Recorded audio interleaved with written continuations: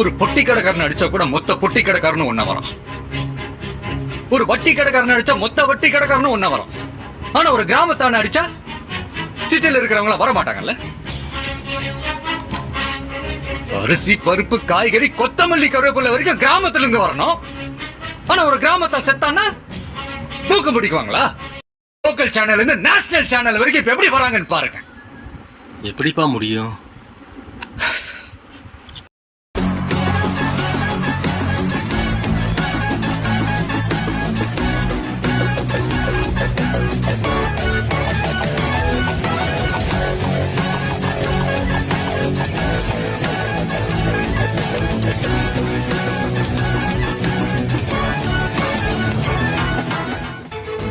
விமான நிலையத்திற்கு அதாவது தமிழக வெற்றி கழகத்துடைய தலைவர் விஜய், தமிழக வெற்றி கழகத்தினுடைய செல்லும் தாவிக தலைவர் விஜய், பரந்தூர் பசுமை வேலி விமான நிலையம் அமைக்க சுற்றி இருக்கக்கூடிய 13 கிராம மக்கள்.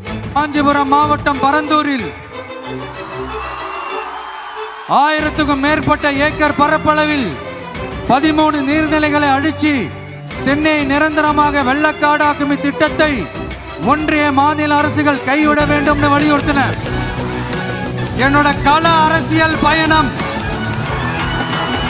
உங்களோட ஆசீர்வாதத்தோட இங்கிருந்து தான் தொடங்குது.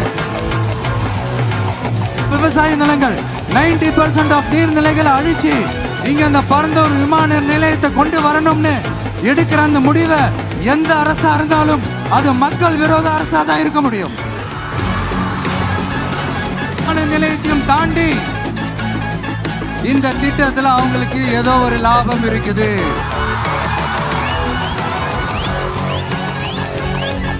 அத நம்ம மக்கள் தெளிவா புரிஞ்சு வச்சிருக்கிறாங்க.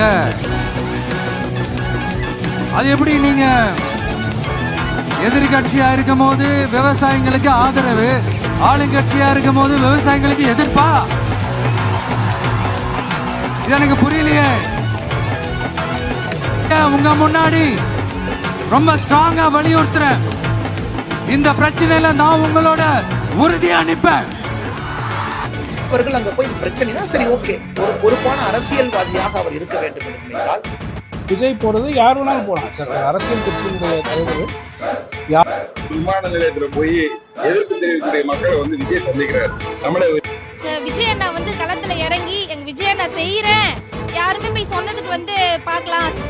தலைவர் மதிப்புமிகு விஜய் அவர்கள் இங்க ஆதரவு அளிச்சுட்டு இப்பதான் போயிருக்காரு. விமான நிலையம் அமைக்கிறதுல திமுகவுக்கு உள்நோக்கம் இருக்குன்னு சொல்லி விஜய் சொல்லியிருக்காரு சார்.